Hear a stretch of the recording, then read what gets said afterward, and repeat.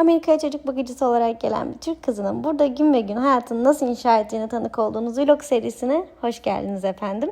Bugün spor salonunda 4 tane dersim var. Erkenden uyandım kahvaltı etmek için. Tek iş yaşadığım halde bu ev nasıl bu kadar hızlı dağılıyor aklım almıyor gerçekten.